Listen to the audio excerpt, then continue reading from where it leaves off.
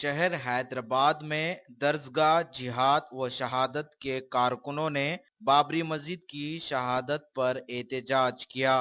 दारुशिफा चौराहे के पास डीजेएस के कारकुनों ने जबरदस्त एहतजाज किया। पुलिस ने एहतजाजियों को गिरफ्तार करते हुए पुलिस स्टेशन मुंतकिल कर दिया। एहतजाजियों ने नारे लगाए, फिर से मस्जिद को उसी मुकाम पर तामीर करने का अज़म किया। पुलिस की भारी जमीयत भी मौजूद थी।